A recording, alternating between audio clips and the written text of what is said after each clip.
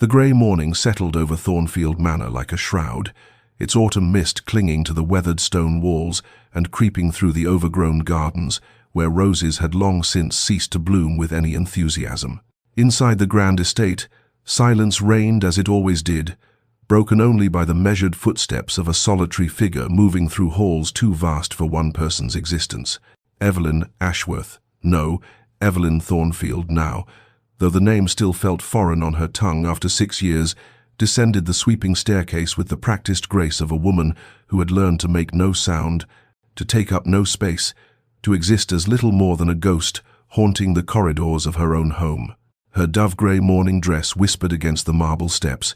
and she trailed one pale hand along the banister, feeling the cold smoothness beneath her fingertips, a sensation she had memorized through countless identical mornings. The breakfast room awaited her with its single place setting,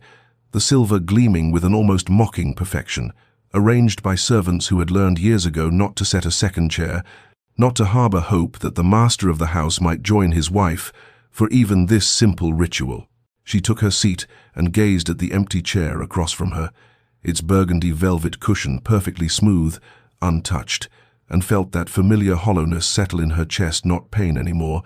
for pain required fresh wounds, and these had scarred over long ago into something duller, something that simply was. Through the tall windows, she could see the east wing where Adrian's study remained perpetually closed, the heavy oak door, a barrier more impenetrable than any lock, and she knew without looking that he was there, and had been there since before dawn, would remain there until well after she retired for the evening. Asterisk. This is my life, asterisk, she thought, not with bitterness but with the flat acceptance of one who had ceased fighting against the tide. Asterisk. This has been my life for 2,190 days, asterisk. She had stopped counting somewhere around the 1,000th, but the number had etched itself into her consciousness anyway, each day adding its weight to the collection. The marriage had been arranged, as such things were in their circles, her father and his father meeting over brandy and cigars, discussing mergers and alliances with the same detached interest one might employ when selecting wallpaper. She had been 19, still foolish enough to harbour romantic notions, still young enough to believe that proximity might breed affection, that time might soften the stern lines of her husband's face. But Adrian Thornfield had taken her as his wife, and then proceeded to treat her as one might treat an unwanted piece of furniture, acknowledged in the most perfunctory sense, maintained out of duty, but never truly seen, never valued, never touched, except for that single, clinical wedding night that had fulfilled obligation and nothing more. Now, as she lifted her teacup with hands that no longer trembled, Evelyn watched through the morning-room window as a carriage was brought around, watched as her husband emerged from the side entrance and climbed aboard without so much as a glance toward the house, toward the windows where she sat, toward the wife he had married for reasons she had never understood and likely never would. The carriage rolled away down the tree-lined drive, and Evelyn remained perfectly still, a portrait of elegant abandonment, knowing he would not return until darkness fell, knowing that when he did, he would not seek her out, knowing that tomorrow would dawn exactly like today, and the day after, and the day after that, stretching forward into a future as grey and cold as this autumn morning, as empty as the chair that would never hold him, as silent as the words that would never pass between them. The memory rose unbidden as Evelyn's fingers found the golden band encircling her fourth finger, turning it absently, as she had done 10,000 times before, the metal warm from her skin yet somehow always feeling cold, alien, a shackle disguised as a symbol of union. 6 years dissolved like morning mist, and she was 19 again, standing in the grand cathedral with its soaring arches and jeweled light filtering through stained glass, transforming the ancient stones into something almost magical, almost capable of blessing the travesty unfolding within its walls. She had worn her mother's dress, altered to fit her slender frame, the ivory silk cascading around her like sea foam, and she had dared, foolish, naive girl, to hope that perhaps this arrangement might become something more, that the tall, dark-haired man waiting at the altar might look at her with something other than the cool indifference she had witnessed during their 3 brief, chaperoned meetings. But when she had walked down that endless aisle on her father's arm, her heart fluttering with nerves and that stubborn, resilient hope that youth carries like a torch into darkness,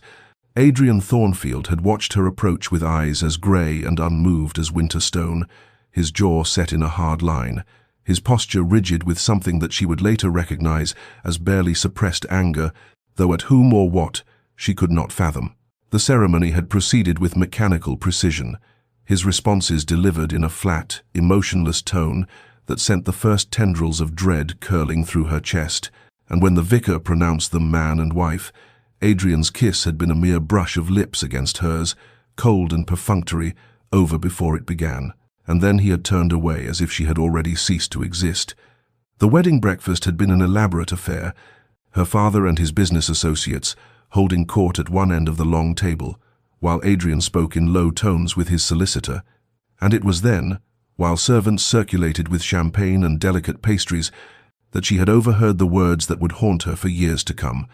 The merger is complete then, the properties consolidated, the debts settled, spoken by a portly gentleman with mutton chop whiskers, and her father's response, slightly slurred with drink. Indeed, indeed, Thornfield got what he wanted, and I've secured my interests, a satisfactory arrangement all around. She had felt something crack inside her chest that day, some fragile thing she hadn't known she was carrying, but the worst was yet to come, for that first night, when she had waited in the vast bedroom of Thornfield Manor, wearing the delicate nightgown her mother had pressed into her hands, with tearful instructions she was too embarrassed to fully articulate, Adrian had entered the room with the demeanor of a man attending to an unpleasant but necessary task. He had claimed his marital rights in silence, without tenderness, without even meeting her eyes, and when it was over, he had risen, dressed, and left her there in the darkness, alone with her tears and the dawning realization that she had been sold into a loveless prison with no possibility of parole. Now, back in the present morning, Evelyn released the ring and let her hand fall to her lap. The weight of 6 years pressing down upon her shoulders like stones, each one carved with a hope abandoned, a dream relinquished, a part of herself she had learned to bury in order to survive the slow suffocation of a marriage that was marriage in name only, wondering, as she did every morning, how many more years she would wear this band, this symbol of hollow vows, this golden circle of beautiful lies. The days unfurled with monotonous predictability, each one a mirror of the last, and Evelyn had learned to fill the empty hours with small rituals that gave shape to the shapeless void of her existence. After breakfast, she would don her gardening gloves and venture into the grounds where the roses struggled against neglect, and she would prune and tend them with a devotion that the servants whispered was touching in its futility. For what purpose did beauty serve when no one remained to admire it? Yet she persisted, finding in the soil and the thorns something honest, something that responded to care even if nothing else in her life did.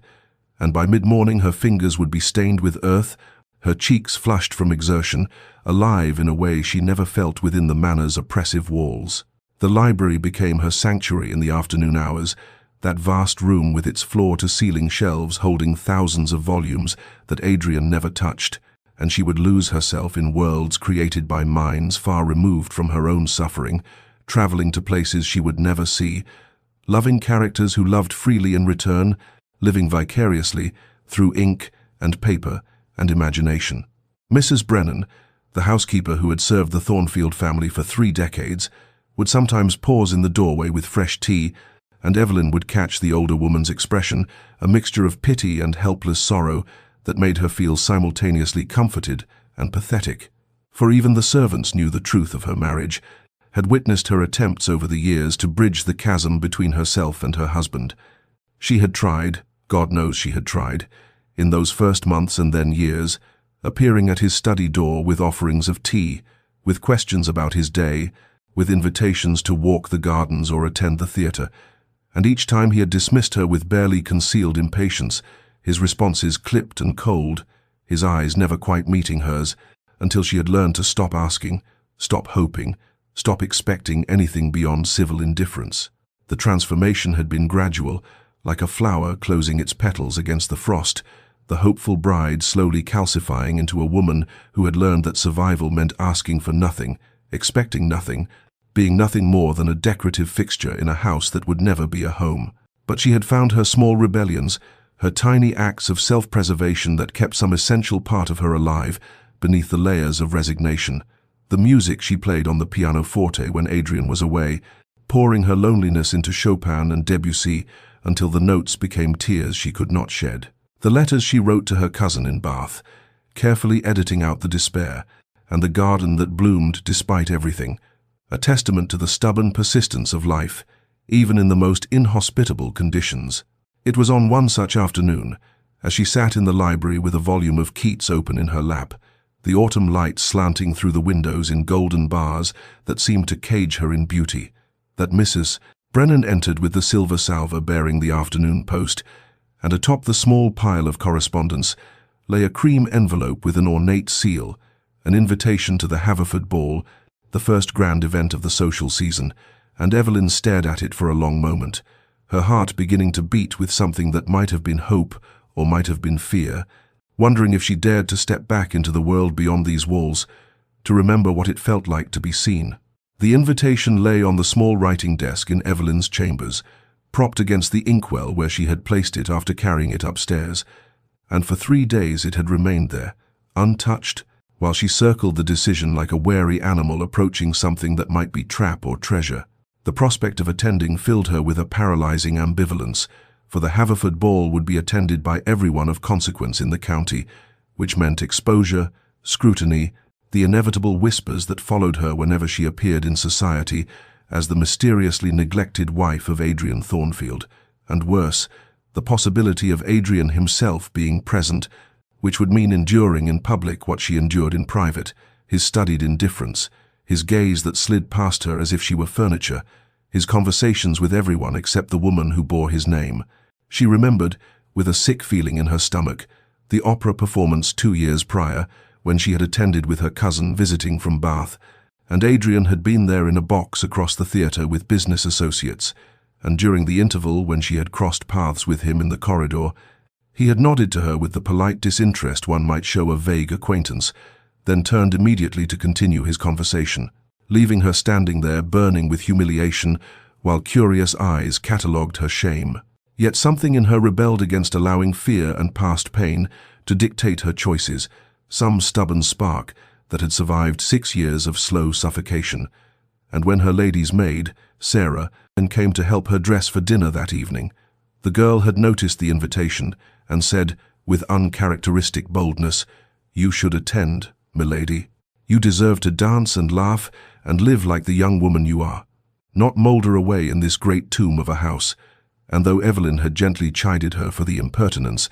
Sarah's words had struck something deep and true. That night, alone in the darkness, Evelyn made her decision with a clarity that surprised her. She would attend the ball, not to please Adrian, not to perform the role of dutiful wife for society's benefit, not even with any hope that her husband might notice or care, but for herself. For the girl she had been before this marriage had carved out her insides and left her hollow, for the woman she might still become, if she dared to remember how to want something, anything, beyond mere survival. The following morning, she summoned Sarah, and together they went through her wardrobe, pushing aside the subdued colors she had adopted over the years, the grays and mauves and dusty blues that helped her fade into the background until they found it. Still wrapped in tissue at the back of the armoire, a gown of deep emerald silk that her mother had commissioned for her trousseau, never worn because Adrian had made it abundantly clear that he had no interest in taking her anywhere that required such finery. Sarah gasped when they lifted it into the light, the fabric shimmering like water, the décolletage daring but elegant, the waist fitted to perfection, and Evelyn felt something flutter in her chest that might have been anticipation or terror, or perhaps both intertwined. On the evening of the ball, she stood before her mirror as Sarah arranged her dark hair in an elaborate style, weaving pearls through the curls, and when she finally descended the stairs in the emerald gown, with her mother's diamond earrings catching the lamplight, she felt almost like a stranger to herself, almost like someone who might be worth noticing, and she walked out to the waiting carriage with her head held high, knowing that Adrian had left hours earlier without a word, without an invitation for her to accompany him, without even the pretense that they were a married couple, and for once the knowledge brought not pain but a fierce, liberating anger that carried her forward into the night. The Haverford mansion blazed with light against the darkness, every window ablaze with the glow of 1,000 candles, and as Evelyn's carriage drew closer, she could hear the strains of the orchestra drifting through the October night, the music mingling with the sound of laughter and conversation that spilled from the open doors where liveried footmen stood, receiving the endless stream of guests arriving in their finery. She stepped down from the carriage with Sarah's whispered encouragement still warming her heart, and as she ascended the marble steps alone, chin lifted, emerald silk rustling with each movement, she felt the weight of curious gazes turning toward her, heard the whispers beginning like a wave, "There is Mrs. Thornfield. How unusual to see her without her husband. How striking she looks. Have you ever seen her wear such a color? What can it mean?" And she pushed through the discomfort into the grand ballroom, where crystal chandeliers cast prismatic light across the polished floor, and the cream of society whirled and glided in elaborate patterns that seemed choreographed by some invisible hand. The room overwhelmed the senses with its opulence, the scent of hothouse roses competing with expensive perfumes, the visual feast of silks and satins in every jewel tone imaginable, and the kaleidoscope of faces both familiar and strange. And Evelyn accepted a glass of champagne from a passing footman simply to have something to occupy her trembling hands, taking a position near one of the tall windows where she might observe without being immediately drawn into conversation that would require explanations she had no wish to give. It took only moments for her to locate Adrian across the vast space, his tall frame unmistakable even in the crowd, his dark evening clothes impeccably tailored, his posture radiating the cold authority that made men respect him and women find him formidable, and he stood in a circle of gentlemen engaged in what appeared to be serious discourse, probably about railways or mining investments or whatever occupied the minds of men who measured worth in ledgers and contracts, and he had not noticed her arrival, had not even glanced toward the entrance, and the familiar ache of invisibility threatened to swallow her until she forced herself to look away, to focus instead on the music and on the dancers, on anything but the husband who could not see her. She was standing thus, champagne untouched, when a voice beside her said with genuine warmth, "Forgive my boldness, madam, but I cannot help but notice that you seem to be observing the festivities rather than partaking in them,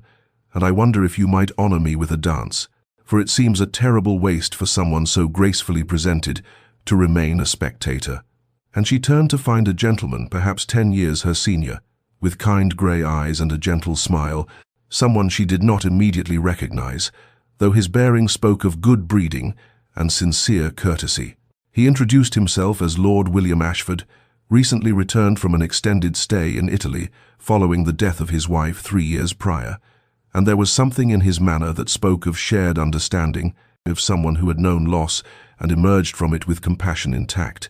And when he extended his hand with a questioning look, Evelyn hesitated for only a heartbeat before placing her gloved fingers in his palm, thinking that this small act of acceptance, this willingness to dance with a stranger who had asked kindly rather than out of obligation or pity, was itself a reclamation of something she had thought lost forever, a quiet declaration that she existed beyond the confines of her marriage, that she could be seen, could choose, could move through the world as herself, rather than as the shadow of a man who had never wanted her. Lord William Ashford led her onto the dance floor with the practiced grace of a gentleman who had waltzed in the finest ballrooms of Europe, his hand at her waist firm but respectful, his other hand cradling her gloved fingers with a gentleness that made her throat tighten unexpectedly. And as the orchestra began the familiar strains of a Viennese waltz, Evelyn found herself swept into the rhythm, her emerald skirt swirling around her legs like water, the chandelier light fragmenting into stars above them as they turned and turned again in patterns that required no thought, only surrender to the music's pull. William was perhaps an inch shorter than Adrian but moved with far more fluidity, and he guided her through the dance with such natural confidence that she felt graceful in his arms, felt almost beautiful, and when he spoke his voice was low enough that only she could hear over the swelling strings, asking her if she had been to Italy, whether she enjoyed music, what books had captured her attention lately, questions that seemed genuinely intended to know her rather than to fill silence with meaningless pleasantries, and she found herself answering with an openness that surprised her, telling him about her love of Gothic novels, though they were considered rather scandalous, about her attempts to learn Italian through grammar books in the library, about the garden where she spent her mornings tending roses that bloomed in defiance of the approaching winter. He listened with his full attention, his grey eyes warm with interest, and he told her in turn about the hill towns of Tuscany, where he had wandered after his wife's passing, about the art he had seen in Florence, about how grief had taught him that life must be lived fully in the present, because the future promised nothing. And there was such gentle wisdom in his words, such hard-won peace, that Evelyn felt something loosen in her chest, some knot of loneliness beginning to unravel in the presence of someone who saw her, truly saw her, not as an ornament or a means to an end, but as a person worthy of knowing. Across the ballroom, though she did not yet know it, Adrian had finally looked up from his discussion of railway investments, and his gaze had found her by some magnetic pull he did not understand, and the sight of his wife in the arms of another man struck him with the force of a physical blow, her face animated with genuine pleasure, her smile radiant in a way he had never witnessed, her body moving with a grace that seemed to mock the stiff, lifeless woman who haunted the corridors of their home, and something dark and possessive unfurled in his chest, something that felt uncomfortably like panic, like loss, like the terrible realization that one has discarded something precious and only recognized its value when seeing another reach to claim it. The waltz came to its conclusion with a final sweeping turn, and William bowed over Evelyn's hand with old-fashioned courtesy, his smile genuine as he thanked her for the honor of the dance. And then, with a directness that was both bold and respectful, he said, "Mrs. Thornfield, I wonder if you might permit me to call upon you at your convenience, for I find myself quite enchanted by our conversation and should very much like to continue our discussion of Italian literature and Gothic novels, if such a thing would not be too presumptuous of me to request." And Evelyn, still breathless from the dance and from the unfamiliar sensation of being treated as though her thoughts mattered, found herself saying yes before caution could intervene, watching as his face lit with pleasure before he escorted her from the floor, unaware that across the room her husband stood frozen, champagne glass forgotten in his hand, staring at her with the expression of a man who had just watched his entire world tilt on its axis and could not comprehend how he had failed to notice it, moving until this precise, irrevocable moment. Adrian stood motionless near the marble pillar where the sight of his wife laughing had first arrested him, and he watched as Lord William Ashford led Evelyn toward the refreshment table with the solicitous attention of a man who actually cared whether she was thirsty, whether she was enjoying herself, whether she existed at all, and the rage that bubbled up in Adrian's chest was so unfamiliar and so unwelcome that for a moment he could not identify it, could only feel the terrible heat of it spreading through his veins like poison, and he realized with sudden horrifying clarity that he was jealous, profoundly and irrationally jealous of a man who had done nothing more than dance with a woman who was, by all legal and moral rights, not his to dance with at all. The memory came unbidden, as it always did, when he allowed himself to feel anything, the memory of his father's face when the creditors had come, when everything had been seized and sold,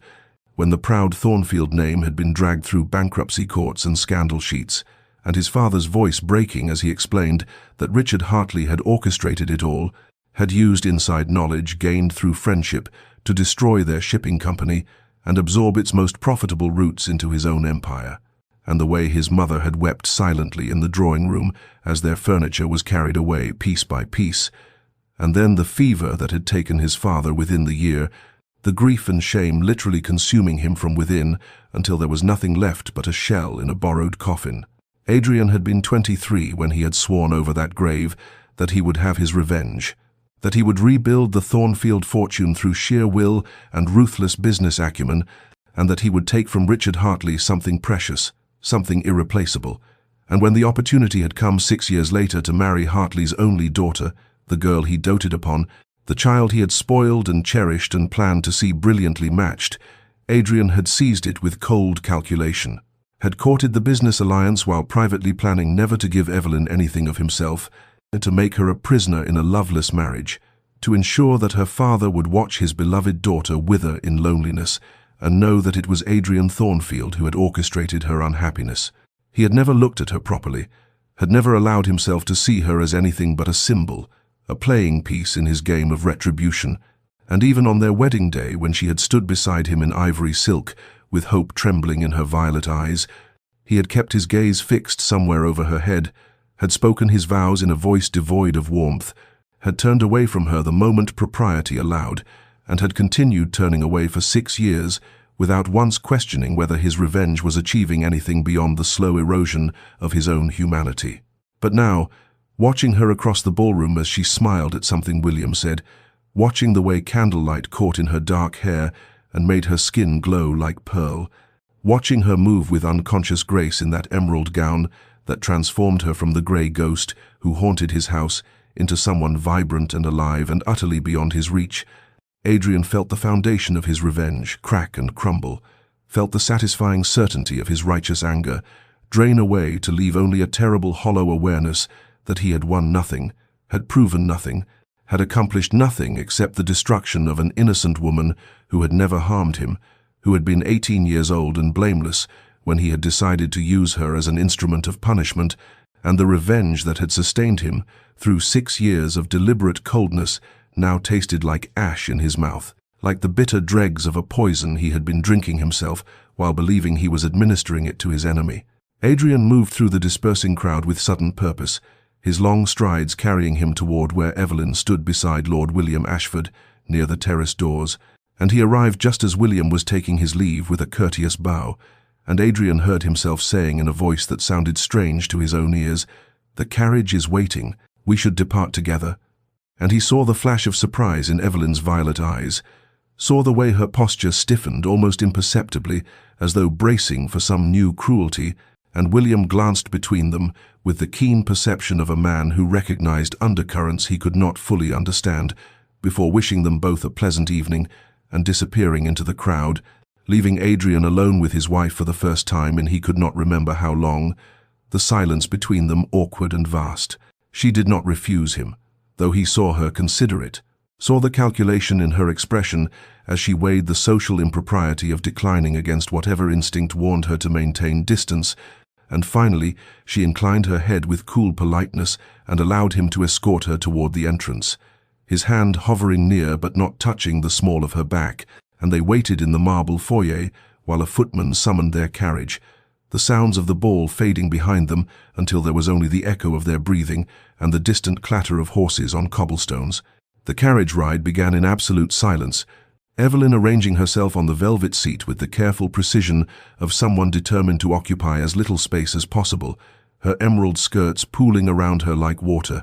her gloved hands folded in her lap, her gaze fixed firmly on the window where the lamplit streets of London slid past in a blur of gold and shadow.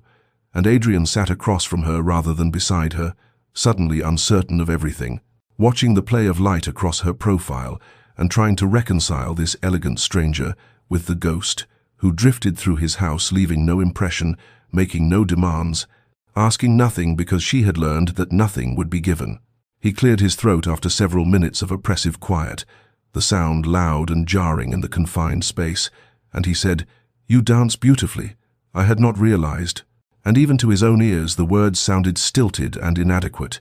The observation of a man commenting on a stranger at a party, rather than a husband speaking to his wife, and Evelyn's head turned slowly from the window, her expression carefully neutral as she regarded him with those remarkable eyes that held no warmth, no hope, only a polite blankness that cut him more deeply than anger would have done. "Thank you," she said, her voice soft and utterly devoid of inflection. And then she turned back to the window as though he had ceased to exist, and Adrian felt the dismissal like a physical blow, felt the walls she had built between them as solid and impenetrable as stone, and he realized with sudden painful clarity that this was his own work, his own careful construction, that he had spent 6 years teaching her not to expect anything from him, and could not now be surprised that she had learned the lesson perfectly, that she had transformed hope into resignation, and resignation into this terrible, courteous indifference that left no opening for connection, no vulnerability he might exploit to find his way back to some possibility of knowing her. He tried again, fumbling for words, saying something about the music having been well chosen, about the ballroom's decorations being tasteful, meaningless pleasantries that dissolved into the silence like rain into an ocean, and Evelyn responded with monosyllables, with brief acknowledgments that fulfilled the bare minimum requirements of conversation while offering nothing of herself, and he watched her profile in the flickering carriage light. He watched the way her jaw was set with the tension of someone enduring something unpleasant, and he understood that she was not being cruel or vindictive, but simply protecting herself, simply maintaining the emotional distance that was the only defense she had against a husband who had proven himself unworthy of trust, who had demonstrated through 6 years of systematic neglect that she meant nothing to him. And the irony of it all nearly choked him, the realization that in succeeding so completely in his revenge, he had lost something he had not known he wanted until it was too late to reclaim it. The carriage rolled to a stop before their townhouse, the gas lamps on either side of the door casting pools of amber light across the steps, and a footman hurried to open the carriage door and lower the steps, and Evelyn gathered her skirts with practiced efficiency and descended without waiting for Adrian's assistance, without looking back to see if he followed. And by the time he emerged from the carriage, she was already climbing the front steps with the bearing of a woman returning to a prison she had briefly escaped, and the butler opened the door to admit them into the chandelier-lit foyer, where the grandfather clock was just chiming midnight, and Evelyn paused only long enough to murmur, "Good night," before turning toward the staircase that led to her separate wing of the house, her separate bedroom, her separate life, and Adrian stood frozen in the foyer watching her ascend, watching the emerald silk disappear around the landing, listening to the fading whisper of her footsteps on the carpet, and he remained there long after she had gone, alone in the vast, empty space, surrounded by all the trappings of wealth and success that suddenly seemed utterly meaningless, wondering how he had become a man who could stand in his own house and feel like an unwelcome guest, how he had built a prison for his wife, only to discover he had locked himself inside it as well. 3 days passed before Lord William Ashford appeared at the Thornfield townhouse, his card presented by the butler to Evelyn as she sat in the morning room attempting to focus on her embroidery and failing utterly because her mind kept circling back to the strange carriage ride home, to Adrian's awkward attempts at conversation, to the confusion of not knowing what any of it meant or whether it meant anything at all, and when the butler announced that Lord Ashford was calling and requesting the honor of her company, Evelyn felt a peculiar mixture of relief and apprehension wash over her. Relief, because William represented something uncomplicated and genuine in her increasingly bewildering existence, and apprehension, because she was aware, in some dim corner of her consciousness, that receiving him might provoke consequences she could not yet foresee. She instructed the butler to show Lord Ashford to the drawing room and to send for her lady's maid as chaperone, propriety demanding that even a married woman not receive a gentleman caller entirely alone, and she took a moment to smooth her morning dress of pale blue muslin and check her reflection in the mirror above the mantelpiece, seeing there a woman who looked composed and serene despite the turmoil churning beneath the surface, and then she made her way to the drawing room, where William stood examining a portrait on the wall, his tall frame elegant in a coat of charcoal grey, and he turned when she entered, with a smile that was warm and utterly without calculation, without agenda, without the weight of 6 years of silence and coldness that made every interaction in this house feel like navigating a minefield. They settled into conversation with surprising ease, William speaking of the art exhibition at the Royal Academy that he had attended the previous day, describing the new works by Turner with genuine enthusiasm and asking whether Evelyn had interest in such things, and she found herself responding with more animation than she had shown in years, telling him about her own love of watercolors, about the landscape paintings she had attempted in her early months of marriage before the isolation had drained even that small pleasure from her life. And William listened with the focused attention of someone who actually cared about her answers, who saw her as a person with thoughts and preferences and interior life rather than as a decorative object or a means to an end. Their discussion ranged from art to literature, William mentioning that he had recently read a new novel that he thought she might enjoy, a romance set in the Scottish Highlands that his sister had recommended,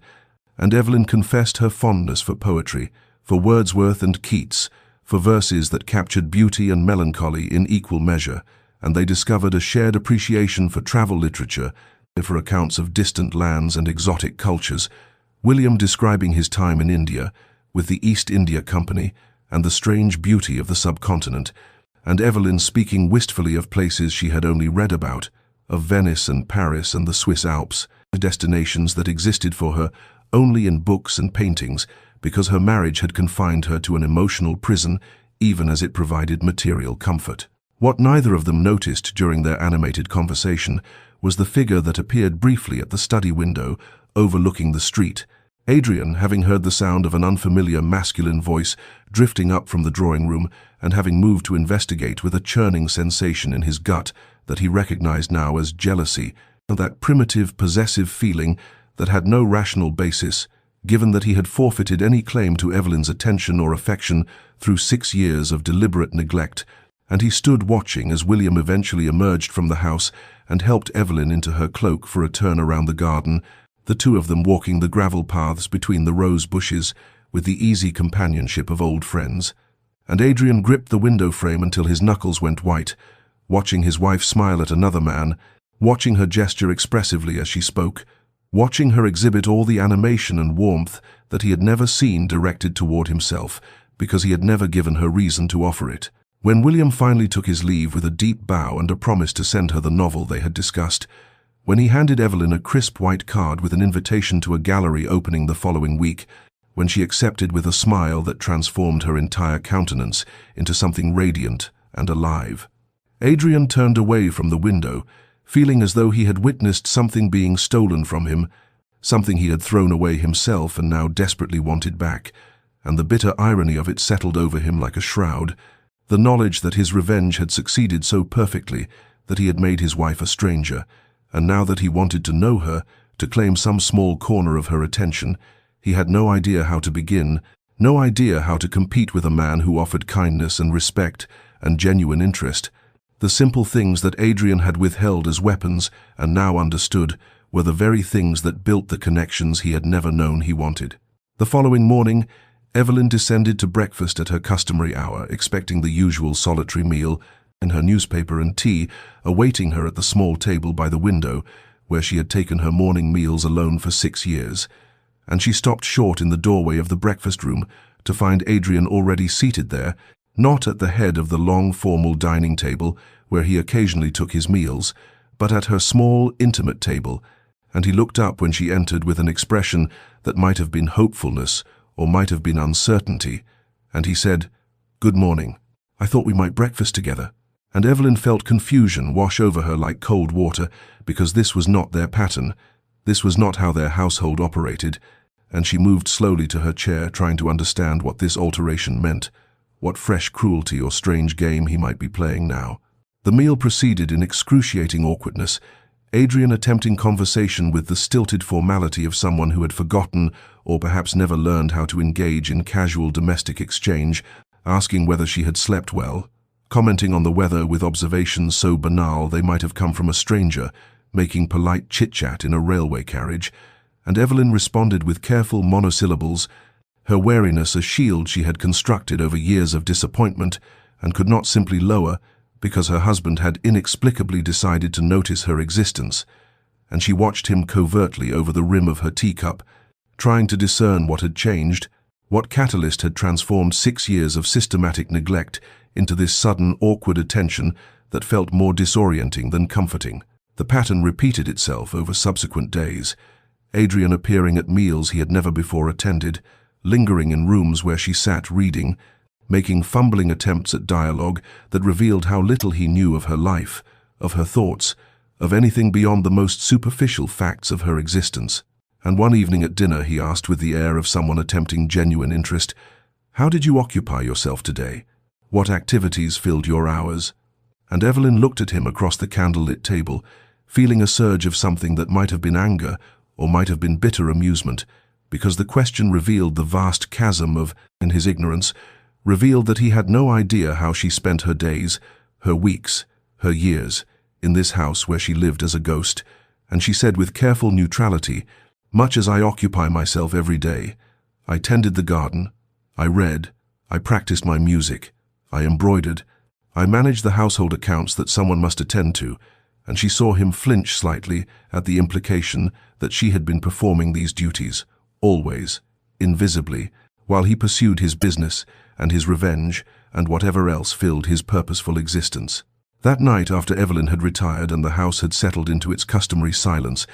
Adrian sat alone in his study with a glass of whiskey he did not drink, staring at the ledgers before him without seeing the neat columns of figures, and he confronted with brutal honesty the magnitude of what he had done. Not merely the original sin of marrying her for revenge, but the compounded cruelty of the 6 years that followed, the systematic erasure of her personhood, the deliberate cultivation of this vast, unbridgeable distance that he now desperately wanted to cross and had no idea how to navigate.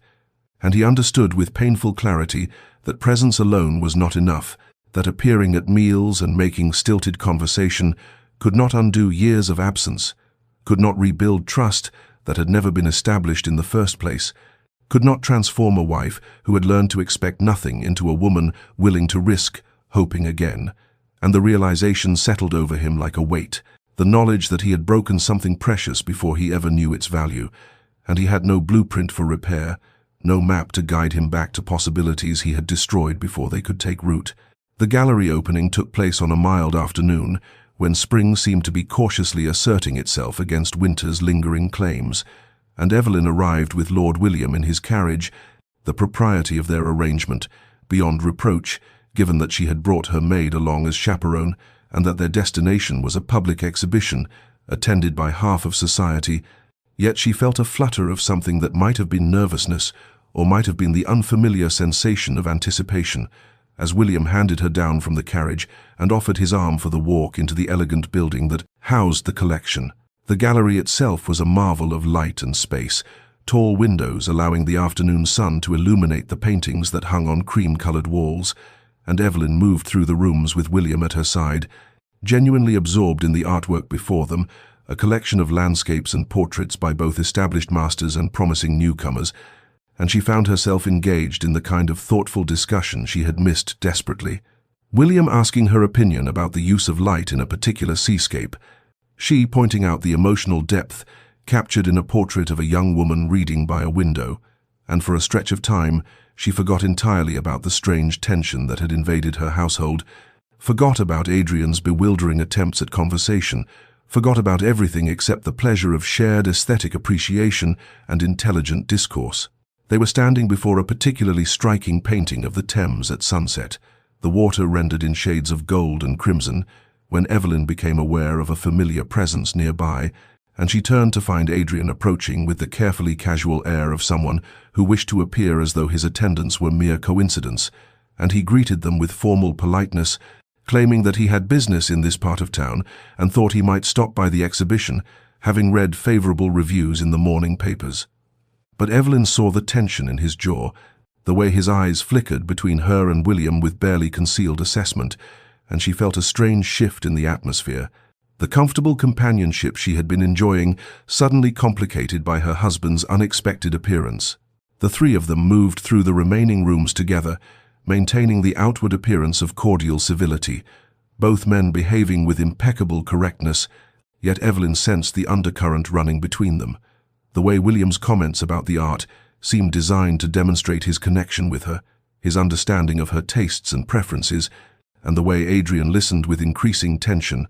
occasionally interjecting observations that revealed he had no knowledge of her artistic interests, no foundation for the kind of easy dialogue that she and William shared, and she found herself in the peculiar position of feeling both uncomfortable with the barely concealed competition and strangely powerful, realizing that for the first time in her marriage she was not invisible, not forgotten, but rather the center of attention in a way that would have seemed impossible mere weeks ago. When the viewing concluded and they emerged into the softening light of late afternoon, William suggested tea at a nearby establishment, and Adrian immediately countered with the observation that he had his carriage waiting and would be honored to convey Lady Evelyn home. And she stood between them, feeling the weight of their expectant gazes, these two men who represented such different possibilities, William offering the safe harbor of proven kindness and genuine respect, Adrian offering nothing concrete except his sudden, inexplicable interest and the confusion of not understanding what had changed, or why it had changed, or whether it meant anything at all, and she made her choice based on propriety and prior arrangement, accepting William's invitation for tea while thanking Adrian politely for his offer, and she saw something flicker across her husband's face that might have been hurt, or might have been frustration, before he bowed with rigid formality and departed. The tea was pleasant enough, William making no reference to the awkward encounter, instead continuing their discussion of art and expanding into talk of an upcoming exhibition of Italian masters. But Evelyn found her attention fractured, part of her mind still processing the strange tableau at the gallery, the sight of Adrian appearing where he had no reason to be except to intrude upon her afternoon with William, and when William finally escorted her home in the gathering dusk, handing her down from the carriage with a warm smile and a reminder of his promise to send her a book of poetry they had discussed. She entered the house to find Adrian standing in the foyer as though he had been waiting there, and their eyes met across the marble expanse, and neither spoke, but something passed between them in that silent exchange, something charged and uncomfortable and impossible to name, before Evelyn gathered her skirts and climbed the stairs to her chambers, while Adrian remained below, watching her ascent, with an expression of such complex emotion that even he could not have articulated what he was feeling, only that it burned in his chest like a brand. This jealousy and regret, and desperate longing to reclaim something he had never valued until he saw another man appreciating what he had discarded. The weeks that followed the gallery opening settled into a pattern that would have seemed impossible just months earlier. William calling at the estate with a regularity that spoke to serious courtship intentions, while remaining always within the bounds of strict propriety, bringing books he thought Evelyn might enjoy, inviting her to attend concerts and exhibitions with appropriate chaperonage, engaging her in the kind of thoughtful discourse that nourished a part of her soul that had been starving for years in this beautiful prison of a house,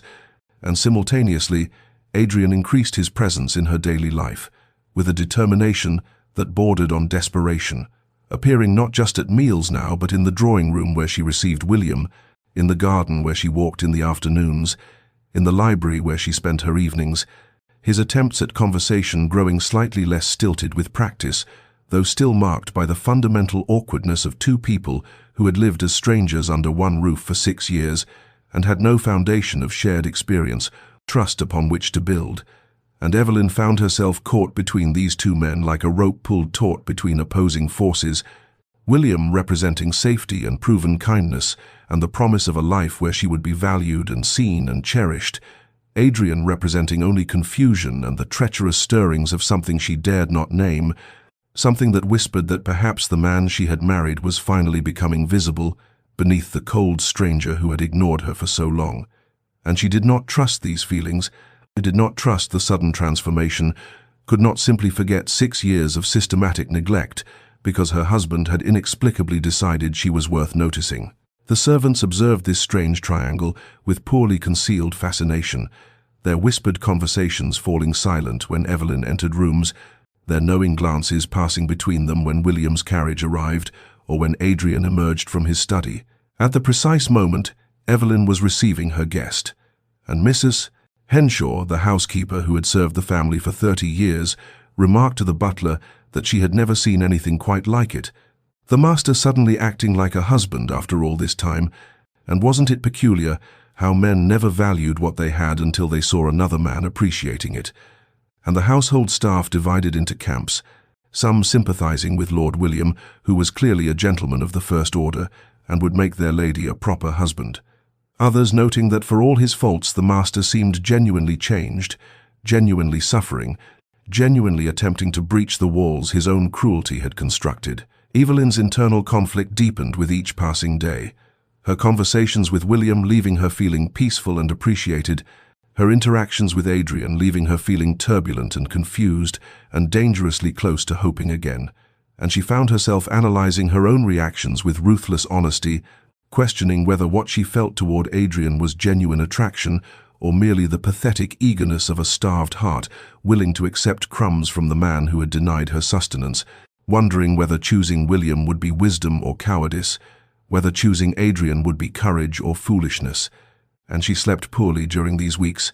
lying awake in her chambers, staring at the ceiling and trying to untangle the knot of her emotions, trying to understand what she truly wanted versus what she thought she should want, trying to discern whether Adrian's transformation was real or temporary or simply a competitive response to another man's interest that would fade once the threat was eliminated. The household received invitations to a formal dinner party at the Ashworth estate,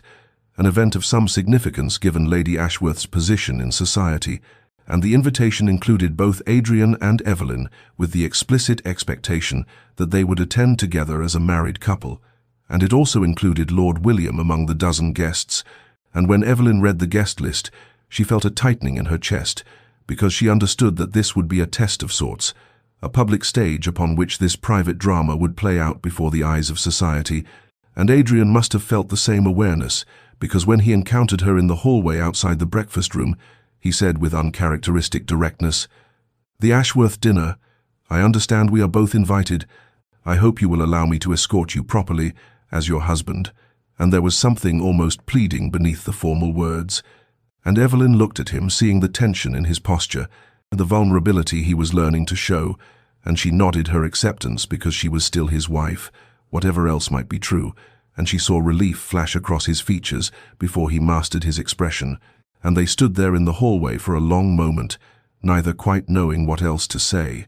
before Evelyn excused herself and continued to her chambers, while Adrian remained standing where she had left him,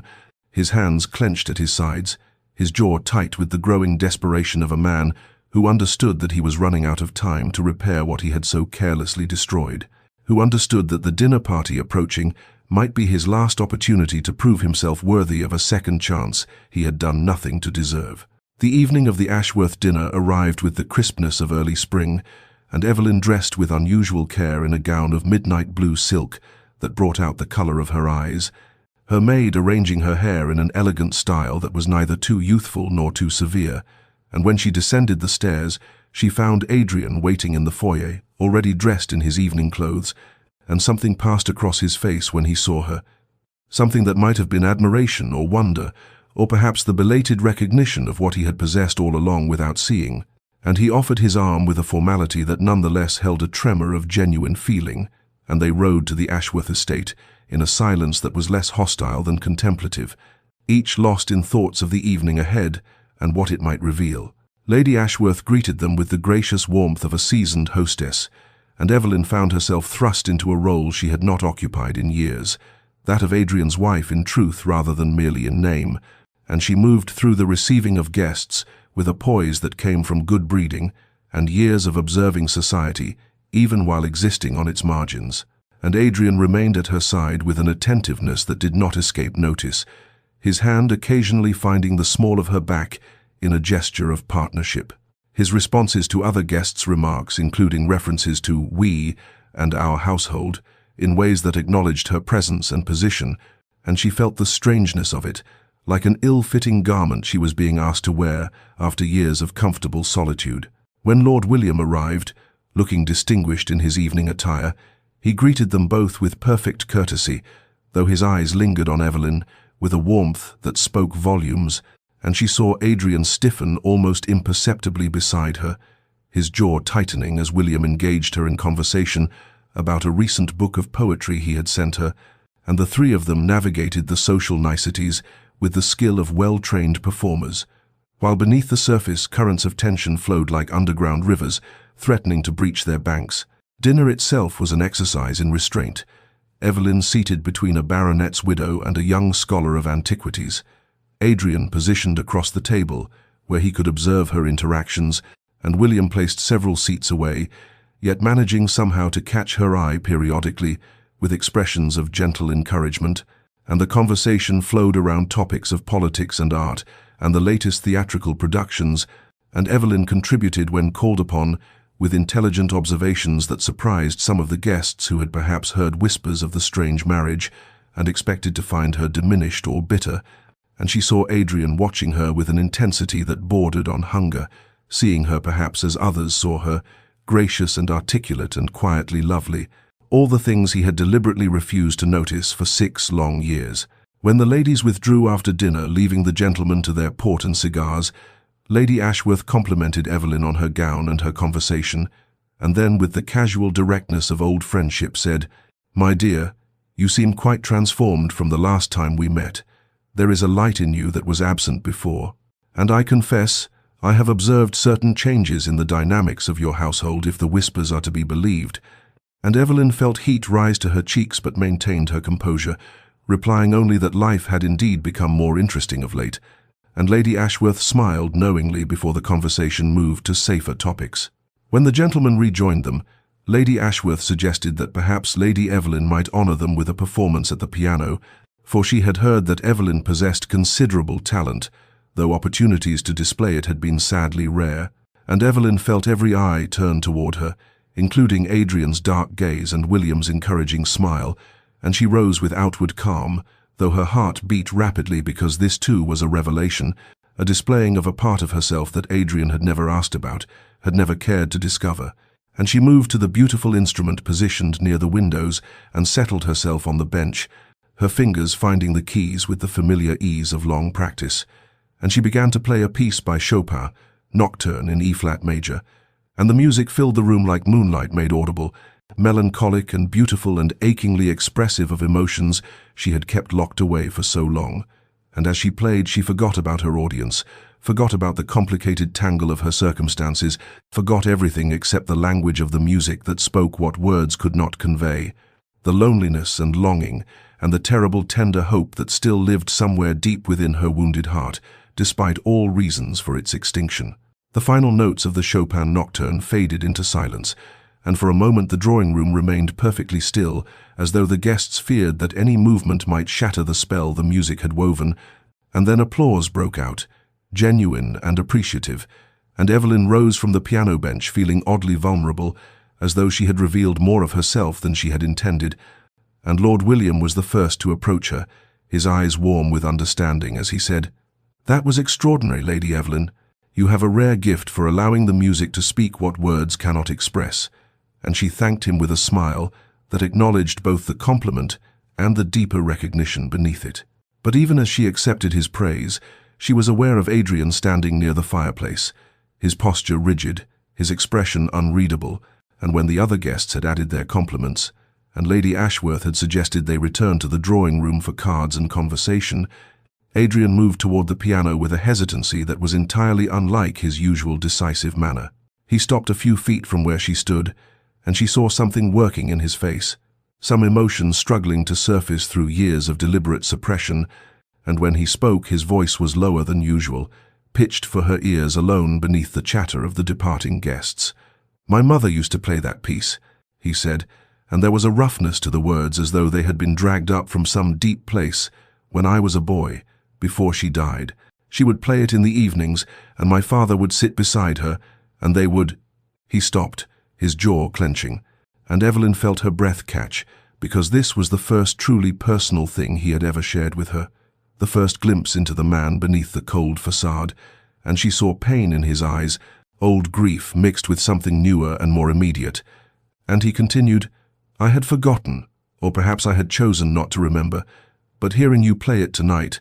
I realized that I never asked you about your music, about what you loved or why you played or what the music meant to you. I never asked you anything at all, did I?"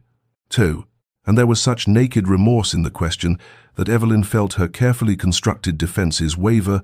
felt the anger she had nurtured for 6 years collide with the unexpected tenderness of seeing this proud man, humbled by his own recognition of what he had failed to do. She looked at him, truly looked at him, and saw that he was waiting for her response as though it might determine something crucial,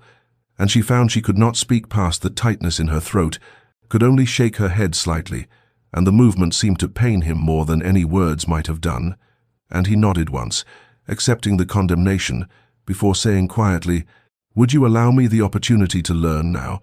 even though I have no right to ask it, even though I squandered every chance you gave me before?" The other guests had moved to the adjacent room, leaving them in this moment of strange intimacy, and Evelyn felt the weight of choice pressing upon her, the safety of retreat warring with the dangerous pull of possibility, and before she could formulate an answer, Lady Ashworth's voice called from the doorway, asking if they would join the others for cards, and the moment fractured, and Evelyn moved past Adrian toward the drawing-room, feeling his eyes follow her progress, and the rest of the evening passed in a blur of polite conversation and whist. But when they finally departed in the small hours of the morning and rode home in Adrian's carriage, he said as they pulled up to their estate, "I would speak with you if you are not too tired. There are things I need to say, things I should have said long ago." And Evelyn looked at his face illuminated by the carriage lamps and saw both hope and fear there, and found herself nodding agreement, even as her heart beat hard with apprehension about what such a conversation might unleash. They entered the library together, and Adrian closed the door behind them with a soft click that seemed to seal them into this moment of reckoning, and Evelyn moved to stand near the fireplace where embers still glowed from the earlier evening fire, needing the warmth against the chill that had settled into her bones despite the spring season. And Adrian remained by his desk, one hand resting on its polished surface as though anchoring himself, and the silence stretched between them until he finally spoke, his voice rough with emotion he had not allowed himself to feel for so many years. "I do not know how to begin this," he said, and she heard the tremor beneath the words, the uncertainty of a man venturing into territory he had deliberately avoided. "I have rehearsed speeches in my mind, but they all sound inadequate to the task of explaining what I have done, what I have failed to do, what I have been." Evelyn turned to face him, her expression guarded but not entirely closed, and she waited, giving him nothing, making him work for whatever absolution he sought.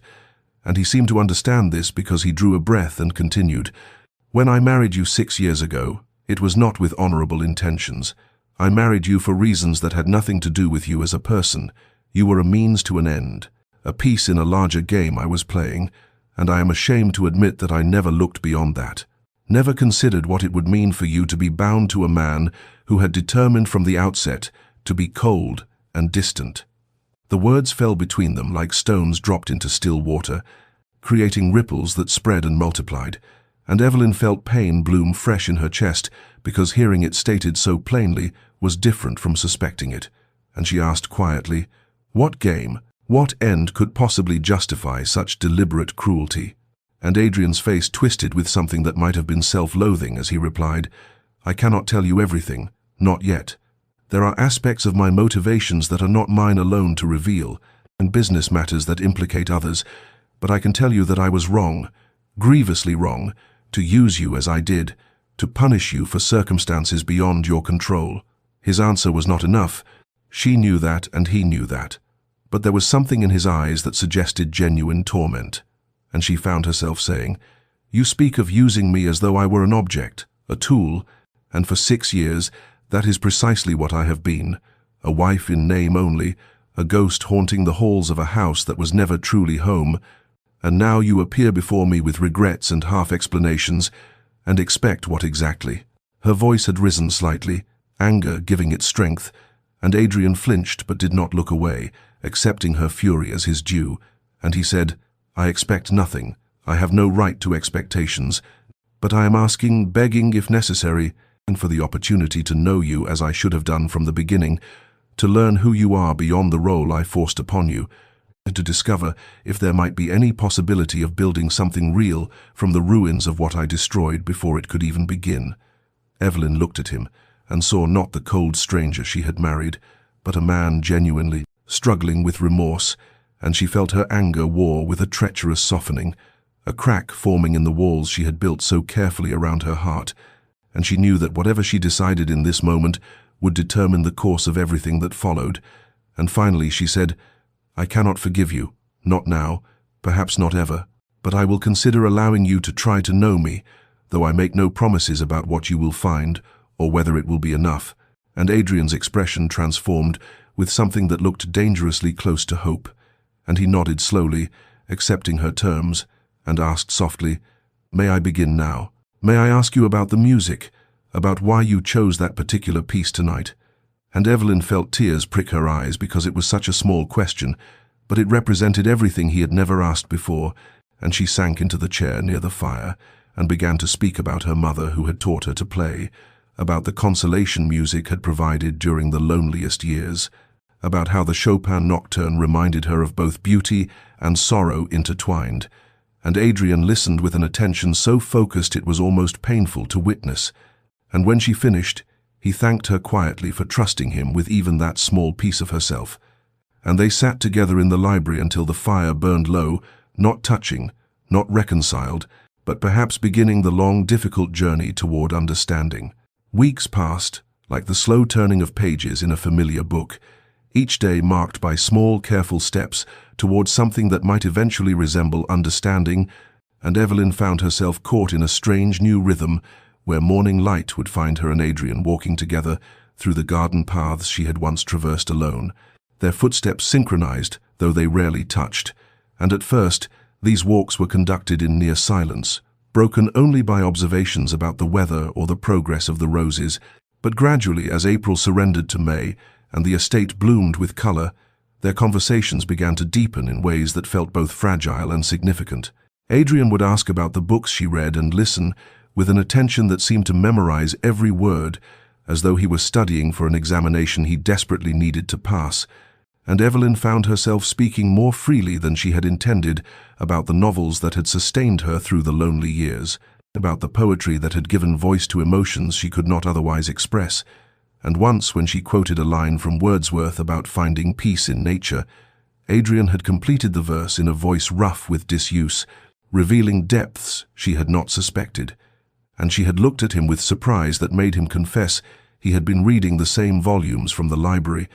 trying to understand what had nourished her spirit in his absence. Lord William continued to call with perfect propriety, bringing flowers and books and engaging her in conversations that ranged from art to philosophy, and Adrian would watch from windows or doorways with an expression that spoke of barely controlled torment. And once, when William had stayed longer than usual, discussing a new translation of Dante they had both read, Evelyn had found Adrian afterward in his study, his hands gripping the edge of his desk as though physically restraining himself. And when she had asked if something troubled him, he had turned to her with eyes that burned with emotions he seemed unable to name, and said only, "I have no right to object to your friendship with Lord Ashford. I forfeited any such rights long ago, but I find myself struggling with demons I did not know I possessed." And the raw honesty of the admission had made her heart beat faster with something that might have been fear, or might have been its opposite. They began taking tea together in the afternoons, and Adrian would attempt small gestures of consideration, remembering how she preferred her tea, ensuring her favorite cakes were served, asking after the welfare of the garden plants she had mentioned. And though these attentions were simple, they represented a fundamental shift from the man who had not noticed her existence for 6 years, and Evelyn felt herself softening despite her determination to remain guarded, felt the walls she had built beginning to develop cracks through which dangerous possibilities might enter. One evening, they sat together in the library reading in companionable silence, she with her volume of poetry and he with correspondence he was attempting to manage, and at one point she reached for a book on the table between them. At the same moment he reached to return his pen to its stand, and their hands came within a breath of touching, so close she could feel the warmth of his skin, though they did not make contact, and both froze in that suspended moment, and Evelyn saw Adrian's chest rise and fall with quickened breathing, saw his eyes fixed on the narrow space between their hands, as though it represented a chasm. He longed to cross but dared not, and she withdrew her hand slowly, carefully, and heard his quiet exhalation that might have been disappointment or relief, or both, and they returned to their reading. But the words on her page had ceased to make sense, and she knew from the way he stared unseeing at his letters that he was equally undone by what had almost happened, by the small, almost touch that represented everything still unspoken between them. Lord William arrived on a Tuesday afternoon, when June sunlight poured through the drawing-room windows and made the room seem too bright for the conversation that was to follow, and Evelyn received him with her customary grace, though something in his manner, a certain determination in the set of his shoulders, a resolved quality to his usually gentle expression, told her that this visit was different from those that had come before. And when he requested a private audience with unusual formality, she felt her heart begin to beat with an irregular rhythm that spoke of both anticipation and dread, and she dismissed the maid who had been sitting as chaperone, knowing that what William had come to say deserved the dignity of privacy, even if it meant bending propriety's rules. He did not sit, but stood near the window with light behind him, making his features difficult to read, and he began by speaking of the friendship that had developed between them over these past months, describing it as one of the great unexpected joys of his return to England, and Evelyn listened with growing certainty about where this conversation would lead, and when he finally turned to face her fully and said, "Mrs. Thorne, Evelyn, I have come to offer you what I hope might be a path toward happiness." She found she was gripping the arms of her chair with white-knuckled intensity. His proposal, when it came, was everything she might have wished for in another lifetime, heartfelt, respectful, painting a picture of partnership and mutual regard, offering her escape from a marriage that had been a prison, promising her a life where she would be valued and cherished and seen. And William spoke of his estate in the countryside, where she might have gardens larger than any she had tended here, of travel to the continent where they might view the art they had discussed in their conversations, as of a future built on genuine affection and shared interests, rather than cold arrangement and colder silence. And he knelt before her chair and took her hand, with a gentleness that made tears spring to her eyes, because she knew she did not deserve his goodness, knew that her heart was treacherously engaged elsewhere despite all logic and self-preservation, screaming that William represented safety, while Adrian represented only the possibility of further pain. Evelyn looked down at William's kind face and felt torn between two futures, one offering the certainty of gentle companionship with a man who had never caused her harm, who had seen her immediately and completely, when so many others had looked through her as though she were invisible, and the other offering only the uncertain promise of building something real with a man who had deliberately wounded her for 6 years, who had married her as an act of revenge against sins she had not committed, who even now had not revealed the full truth of his motivations, though his recent attentions suggested genuine transformation, and she realized with something like horror that her heart had already made its choice even as her mind rebelled against such foolishness, and that somewhere in the quiet mornings, walking through gardens and the silent evenings, reading in the library, and the almost touches that had become more frequent, she had begun to hope that Adrian's remorse was real, that the connection growing between them might be the foundation of something worth the risk. She withdrew her hand gently from William's grasp and saw understanding dawn in his eyes even before she spoke, and she said, in a voice thick with emotion, "Lord Ashford, William, you honor me more than you can know with this proposal, and I wish I could accept, with the wholehearted joy such an offer deserves. But I must ask for time to consider, for there are matters in my own heart that I do not yet fully understand, as complications that would be unfair to bring into any new union without first resolving them." And William rose with the grace of a man who had perhaps anticipated this response, and he said quietly, "I understand, or I believe I do, and I will wait for your answer however long you require, but know that my offer stands regardless of how much time you need to examine your heart." And he kissed her hand with old-world courtesy and departed, leaving Evelyn alone in the sunlit room, with her tears falling freely now, because she knew that she was choosing the harder path, the one that offered no guarantees, the one that might lead to deeper heartbreak than she had yet experienced, and yet she could not seem to choose otherwise, could not seem to turn away from the man who had spent 6 years ignoring her existence, but who now looked at her as though she were the answer to questions he had not known to ask. And she sat in that bright room until the shadows grew long, and she finally had to confront what her heart had been trying to tell her for weeks, that she was falling in love with her own husband, and perhaps had been falling for him since that night in the library, when he had asked about her music, and listened as though her answer mattered more than anything else in the world. Evelyn rose the next morning, with resolution settling in her chest like a stone dropped into still water. The decision made in the sleepless hours before dawn that she would go to William and decline his generous offer with the honesty he deserved, and then she would find Adrian and tell him that despite all reason and self-preservation, she was willing to try, and willing to build something real from the ashes of their hollow marriage. But first, she needed him to understand the courage this choice required of her, needed him to see what she was risking by choosing hope over safety, and she dressed with particular care as though armoring herself for battle, and descended the stairs toward Adrian's study where she knew he would be at this hour. But as she approached the heavy oak door, she heard voices within Adrian's familiar deep tones, and another voice she recognized as belonging to Mr. Pemberton, the family solicitor who visited quarterly to discuss estate matters, and she had raised her hand to knock when Adrian's words stopped her mid-gesture,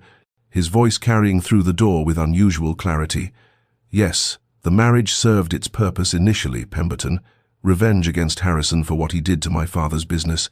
Taking his daughter and giving her nothing in return seemed a fitting punishment at the time." The world seemed to tilt beneath Evelyn's feet, and she gripped the doorframe for support as the solicitor's reply came, muffled and indistinct. and then Adrian again. "I know the arrangement appears cruel in retrospect,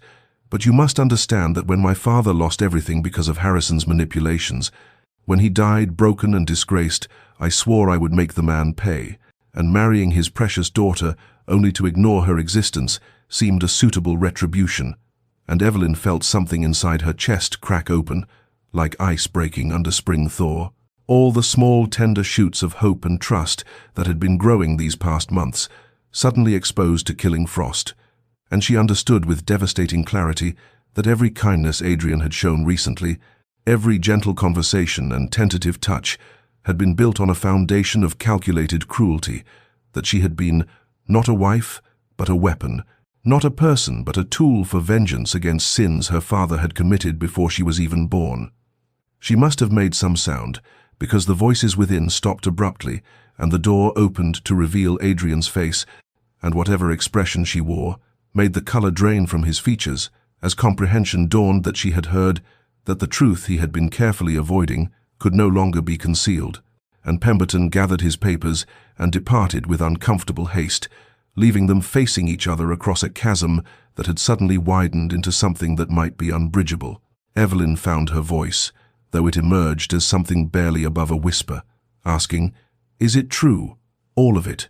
Was I truly nothing more than an instrument of revenge? Did you marry me solely to punish my father by making me suffer?" And Adrian's silence was answer enough, though he finally said, "It was true, at the beginning. But Evelyn, you must understand that I have changed, that what I feel for you now is real." But she was shaking her head, because the words that had once meant everything now meant nothing. Every memory recontextualized through this new terrible knowledge: the wedding day where he had looked through her, the 6 years of deliberate invisibility, even the recent attentions now suspect, because how could she trust that they were genuine rather than another phase of whatever revenge he had planned? She demanded the complete truth with a steadiness that surprised her, and Adrian confessed it all in a voice hollow with despair. How her father had destroyed his father's shipping business through underhanded dealings and false testimony. How the elder Thorne had died in disgrace and poverty. How Adrian had spent years rebuilding the family fortune with the singular purpose of making Harrison pay. How marrying Evelyn had been the final piece of his revenge, taking Harrison's beloved only daughter and condemning her to a half-life of loneliness and neglect. And he spoke of how his feelings had begun to shift when he saw her dancing with William, how the week since had shown him the depth of what he had destroyed, how he had fallen in love with the woman he had married to punish. But Evelyn was no longer listening because the pain was too vast to contain. 6 years of suffering suddenly given context and meaning that made it somehow worse, and she felt herself breaking apart like a ship against rocks. All the careful composure she had maintained dissolving into grief and rage, and a betrayal so complete it seemed to hollow her out from within. Adrian reached for her, and she recoiled as though his touch might burn, and she saw him flinch at the rejection, but she could not bring herself to care, could not access anything beyond the anguish of understanding that she had never been seen as human, that her pain had been the point, that the man she had been foolish enough to begin loving had orchestrated every moment of her suffering with deliberate intent. And she turned and fled up the stairs to her chambers, leaving Adrian standing alone in the corridor with his confession hanging in the air like smoke from a fire that had consumed everything worth saving. And she locked her door and collapsed onto the floor and wept with a violence that seemed to tear something fundamental inside her, mourning not just the marriage that had been a lie, but the fragile new thing that had been growing between them, the tender possibility that had been revealed as just another illusion. And in his study below, Adrian sat with his head in his hands, knowing that he had finally lost what he had only just realized he desperately wanted to keep. That the truth he had hidden had done exactly what truth always does. When kept in darkness, it had grown into something that destroyed everything it touched. 3 days passed in silence that settled over the estate like snow, muffling all sound, and Evelyn remained in her chambers, while Adrian haunted the corridors below like a ghost condemned to witness what he had destroyed, and she found herself turning William's proposal over in her mind with new perspective, because it represented not just escape, but salvation, a chance to leave behind the ruins of a marriage built on vengeance, and begin again with a man whose kindness had never wavered, whose regard had been genuine from the first moment, And yet, even as she recognized the wisdom of accepting his offer, she could not quite bring herself to pen the letter that would seal her decision, could not quite extinguish the stubborn flame of something that still burned, despite all reason, telling her it should have died the moment she learned the truth. She emerged on the fourth morning to find Adrian had not slept, the servants whispering that he had spent each night in his study staring at nothing, eating nothing, and she steeled herself against the sympathy such reports tried to evoke, because she reminded herself that he had orchestrated 6 years of her suffering with deliberate calculation, that whatever pain he experienced now was merely a fraction of what he had inflicted upon her. And yet, when she encountered him in the corridor and saw the devastation in his features, she felt something twist inside her chest that felt dangerously like compassion. Mrs. Hartley, the elderly housekeeper who had served the Thorne family for 40 years and who had watched Evelyn's lonely existence with increasing distress, found her in the garden that afternoon and sat beside her on the stone bench with the familiarity of long service, and she spoke quietly of things she had observed these past months, how Adrian had questioned her extensively about Evelyn's preferences and habits, seeking to learn everything he had refused to know for 6 years, how he had ordered her favorite flowers planted throughout the gardens, though he had never mentioned it to Evelyn, how he had been reading the same books she read, as though trying to understand her mind through the pages she touched. And Mrs. Hartley said with gentle certainty, "I do not excuse what he did, my dear, the cruelty of those first years, but I have watched him transform from a man consumed by hatred into one consumed by love, and while the former was his choice, the latter seems to have ambushed him against his will, and perhaps that matters for something." Evelyn sat in the fading afternoon light, considering the housekeeper's words and understanding that she stood at a crossroads where both paths led to uncertain futures. William promised safety, but perhaps not passion, companionship, but perhaps not the depth of connection she had begun to glimpse with Adrian, while the other path led through darkness and pain towards something that might become real or might simply be another iteration of suffering. And she realized that the question was not whether Adrian deserved forgiveness, for forgiveness could not be deserved but only given, but rather whether she possessed the courage to choose based on who they both might become rather than who they had been, whether she could build a future on the foundation of genuine transformation rather than the security of starting fresh. She thought of Adrian as he had been in recent weeks, before the truth shattered everything, the careful attention he had paid to her words, the way he had looked at her as though truly seeing her for the first time,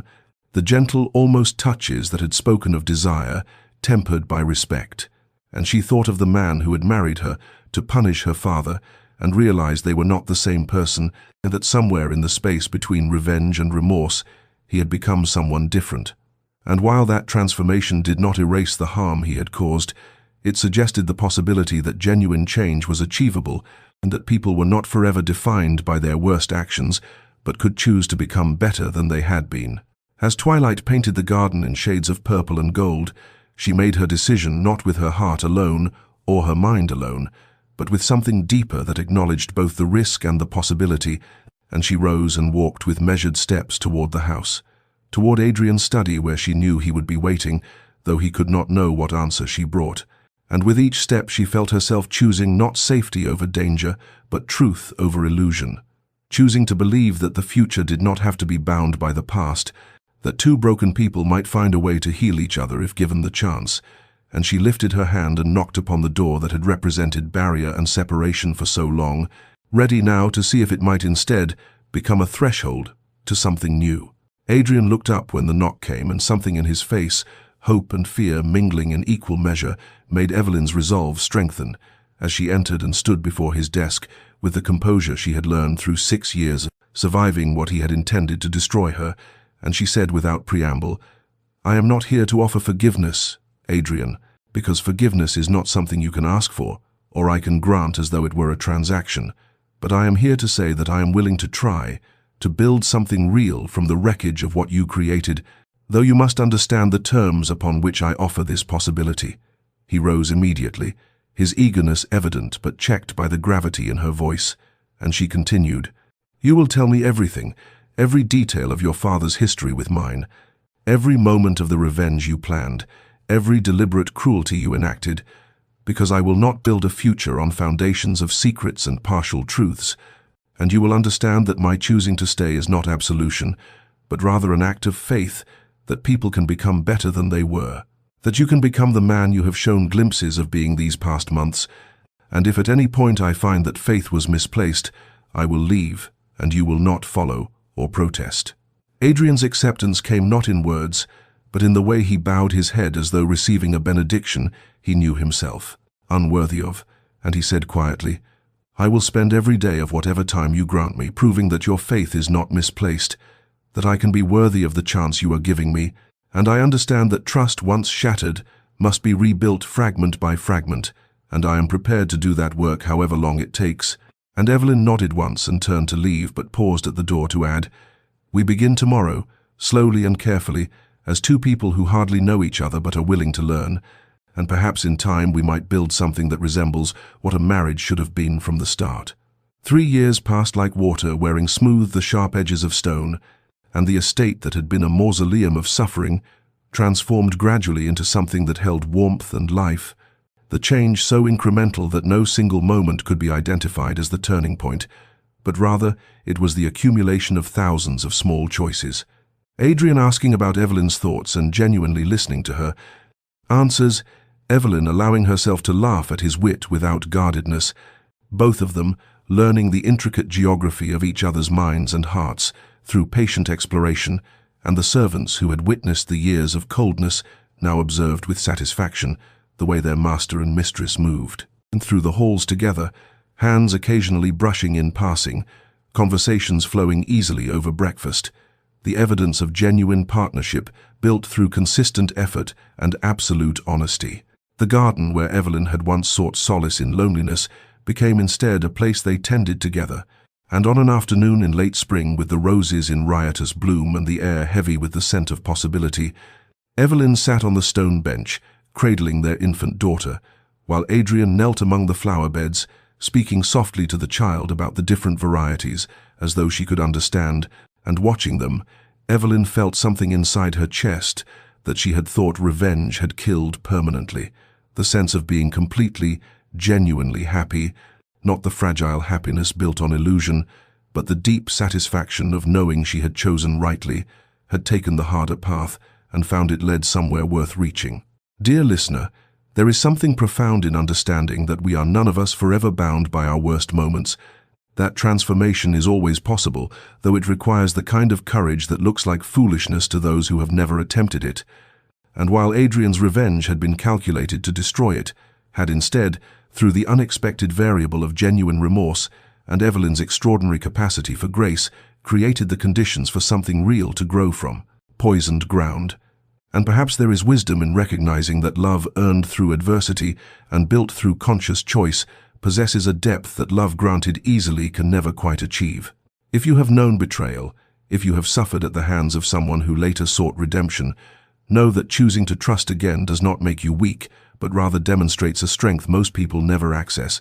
And while not all who harm us will transform as Adrian did, and while forgiveness should never be offered where genuine change is absent, there remains the possibility that people can surprise us, can become better than they were, can choose love over hatred if given the chance and the proper motivation. May you find the wisdom to know when to offer that chance and when to walk away. May you discover the courage to choose based on who people are becoming rather than who they have been,